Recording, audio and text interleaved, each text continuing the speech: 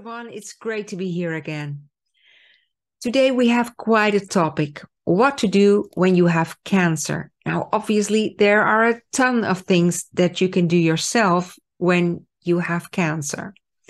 But for today, for clarity and simplicity's sake, I have chosen 3 stops and starts for you that you can do immediately and will absolutely make a difference in your health outcomes, make a difference in your energy levels, make a difference in your vitality, makes a difference for your future. When you have cancer, obviously your world is upside down. Like it seems like nothing is, or just a little is still in your own control. You have the lack of your vitality, little energy levels. You do not know what is going on in your body. You have all those doctor's visits, treatments, rearrangements of work, your family duties. Like, it's really not difficult to get a lot of overwhelm, right? And that is what happens with so many people who have cancer. And they get sadness, anxiety, depression, insecure about the future, feel that they have no control over their bodies, over their health, over their life. And that is actually quite natural. About 6 out of 10 people get chronic disease distress, meaning those feelings of sadness, anxiety, and depression because of the chronic disease. So when you are in such a situation, seems that there's little you can do than just take it one step at a time. But when you take a step back, and back from all the chaos in every day, and you go into a little bit of an observer role, like in a meditative state or a contemplative state, and you say, wait a minute, why is it not me who is in control here? Who is in control of my body and life? Who is the CEO of my body and mind? Now, it may take a couple of seconds because there is an automatic reaction, right? And maybe you just had that. That's why I'm pausing. And it may take a couple of more moments for you to realize that actually there's only one answer. It is us. It is us who are the CEO over our own mind and body. We are the ones in control. But we may forget that from time to time, especially when we are in dire situations, day-to-day reality. It's difficult to remind ourselves of the fact that we are in control of our own mind and our own body. And maybe we do not know how to get there yet. But deep down inside, there is something that we know that we can be in control. So that's why I'm here. Because I just want to give you a new insight that I hope will alleviate your energy immediately. Because whatever happens during the day, the little things, the big things, we have a choice how we look at these situations. We can take a perspective. And when we take a perspective of that it is just as it is, without relating it to what we think, what we believe that it should be, then there is no gap. When we just see it as it is, and we just forget about the relations that we thought about or believed that we valued, or in whatever way, we have a strong imprint about how it should be, then there can be no gap, no resistance, because it always just as it is. And that takes a lot of the load away, a lot of the negativity away. When we see things as it is, instead of like we think that it should be, and we see this gap, we see the lack of security, we see the lack of freedom in our situation when we have cancer, or we see the lack of health. We see the lack of energy because we're so tired. But if we just forget about how we should feel or how we should be, or it's just as it is, and then we say, but now we're going to relate it on where we want to go. We are here in this situation, but now we relate it on where we want to go to better health, because that is opening up the opportunity. Then maybe we can see the how we can get there. Instead of focusing on lack, which is a negative feeling, it's not only adding to the inflammation, but it's also keeping us stuck where we are. So that is the first thing that I would like to teach you, to start a habit of responding instead of reacting. And it's only natural that we react in a way of sadness, overwhelm. We are fed up with it. We want to get rid of it. We want to fight cancer. We want to whatever that is coming in such a natural and such an understandable way. I get it. But it is not helpful. It is not helpful because it keeps us in that energy, and it's not the energy where the answer is. The answer is where we want to be, better health. So we can start to respond and stop to react. Or maybe we cannot really stop to react because it's natural habit. But after 3 seconds, we do have the chance to respond. So let it go, 3 seconds, and then we choose how we want to respond and say, well, okay, but this is it. I don't have to feel great today. I can be tired because I know where I'm going. I'm going to better health. I may not like to prepare for this treatment. I don't like this treatment, but I know where I'm going. So that brings a whole new perspective to every situation, actually. So I think it's important that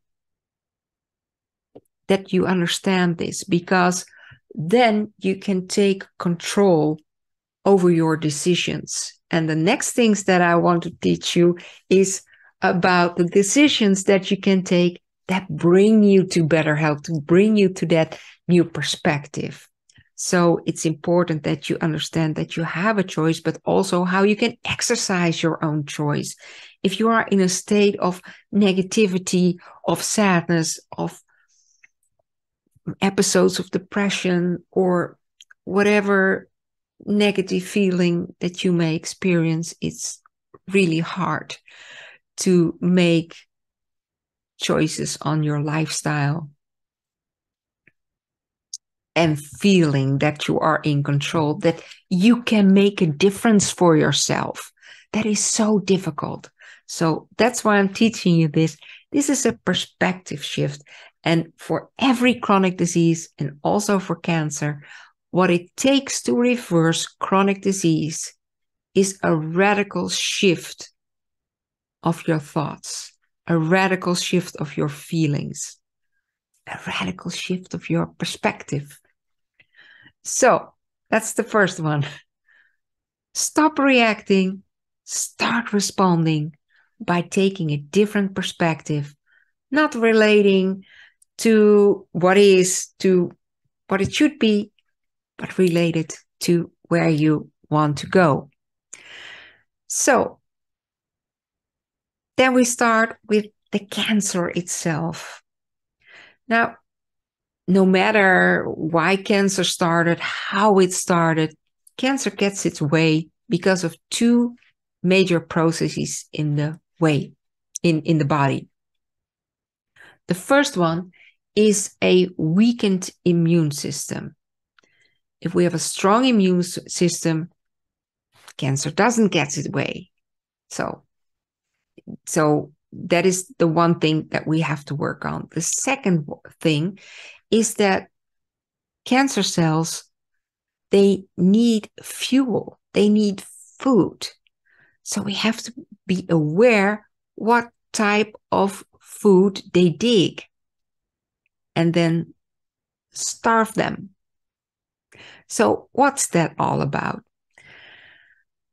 When we get low-grade inflammation, when it comes in severe stages, then there is a lot of damage. And the damage is because of free radicals are damaging the outer membrane of the cell, and then the inner organelles, and then the nucleus, and the DNA, and the energy plants in our cells.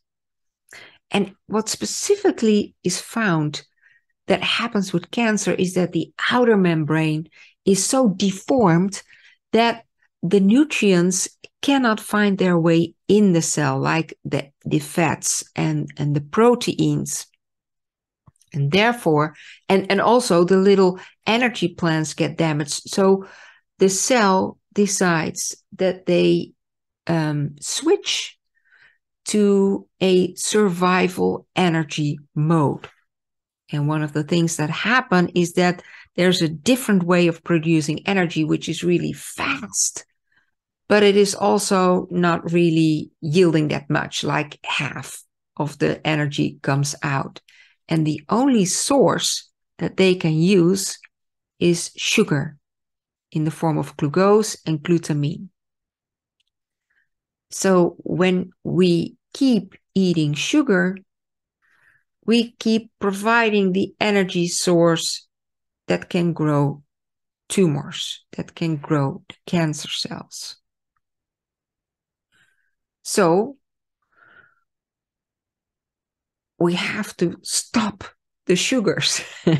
And but the studies show that people who go on a ketogenic diet, meaning that all the carbs, the sugars are really out of their diet or just really minimalized, they can reduce cancer up to 60 or even 80%.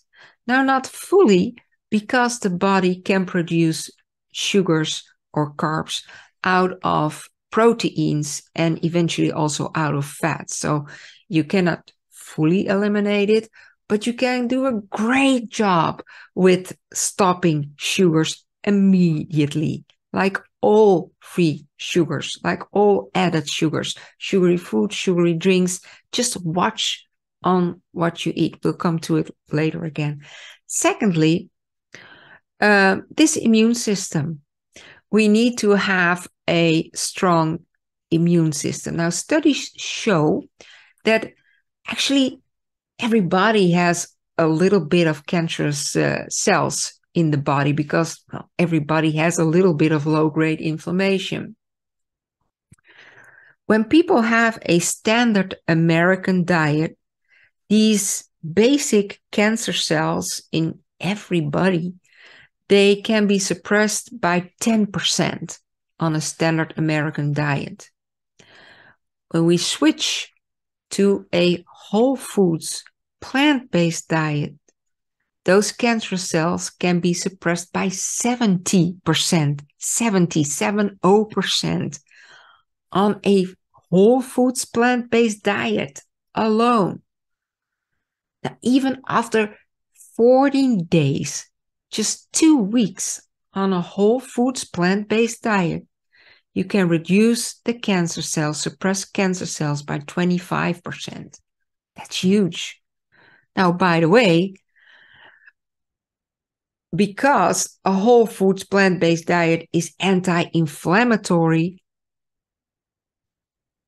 that is one of the pathways that those tumor cells are suppressed. It reduces the inflammation, and therefore it strengthens the immune system. Now, why is that important? Because the suppression comes by specific type of immune cells. They are called macrophages. And those macrophages, they speed through the body to the site of inflammation, so where your cancer is localized. So they get there, and what they are supposed to do is just encapsulate the tumor, the cancer cell, and just eat it, just cleanse it away. However, if the immune system is weakened, those macrophages, they speed up to that site, but they are not strong enough to really kill the cancer cell.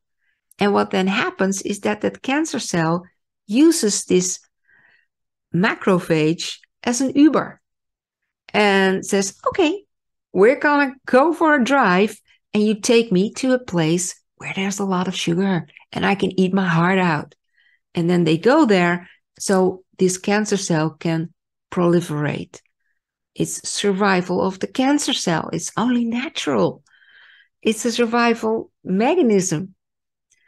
So we want to avoid that our cancer cells use our immune cells as an Uber, because what then happens is metastasis, and that's no good news. So we don't want to do that. So we want to strengthen our immune system, and we strengthen our immune system with a whole foods plant-based diet, and stop sugars, stop meat, and also eat really less and less and less. Because remember, the other things that we eat, eventually the body can also make sugars out of that.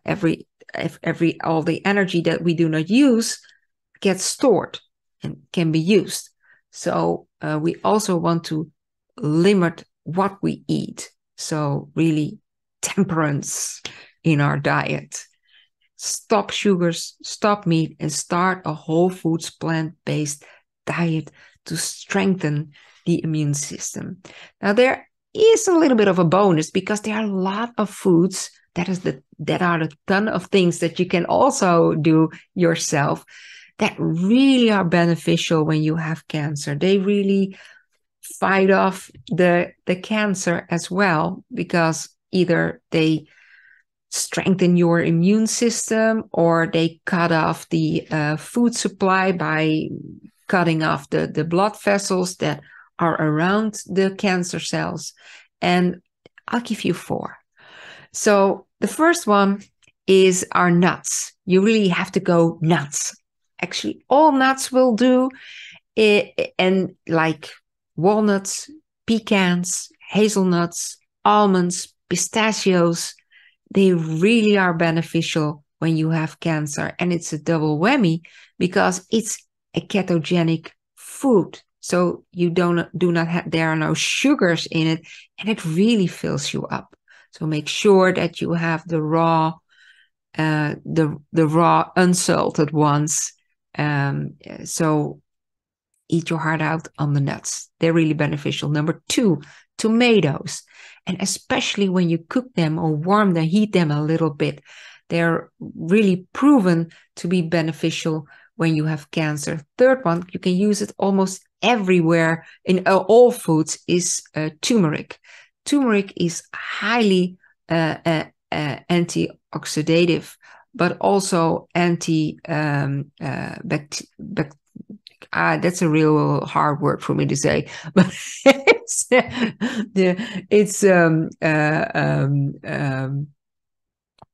it's really fighting off bacteria, whatever is in the body that is not supposed to be there. So it is helping the immune system enormously.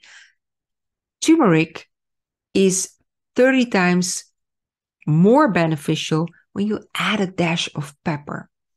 And turmeric itself is not really flavorful, so you want to use the pepper anyhow. So that is really helpful for cancer as well. And then the fourth thing is not really a food, but a drink. It's green tea. Drink your tea the whole day, especially matcha tea. But watch out, because when you buy matcha tea, they come in all kinds of qualities. And usually when you see matcha tea, there's only 1 or 2% matcha in it. And so you really want to have the quality matcha. But if you cannot find it, if you do not have it, green tea does wonders as well. So that about temperance, about consumption. Now, the last one about our exercise. It is absolutely a barrier when you are tired, you experience a lot of fatigue, you are not feeling well, there's no vitality to start exercising, right? The thing that you want to do is sit and be left alone and maybe go to bed. And that's fully understandable. But when you can, don't sit. Don't lay down, because your body needs the movement. It needs micro movements and macro movements. But what has been proven in studies is that especially when you have cancer, those macro movements make a difference for you. It makes a difference before you go into the treatments, because the more vital you are before, the more vital you are afterwards, and the better the health outcomes. But even when you already started chemo, even when you only have 2 months to go and you start working out for 30 minutes a day, 30 minutes of cardio, let's say a brisk walk, and you alternate it with some resistance training, if you can, it really changes health outcomes. Also, afterwards, when the chemo is already behind, it makes a huge difference. If you can, because our muscles are much more than you probably think, much more than I ever thought before I knew this. It's also an endocrine system. It's not only the storage of sugar. So when you use the sugar, the cancer cells cannot get it. But secondly, it's also an endocrine system. So when you use your muscles, then anti-inflammatory chemicals are produced and are lowering your inflammation. So will help to reduce cancer cells. And thirdly, when you use your muscles, there are new energy plants formed in your cell. Those mitochondria, they are recreated. So you get more energy.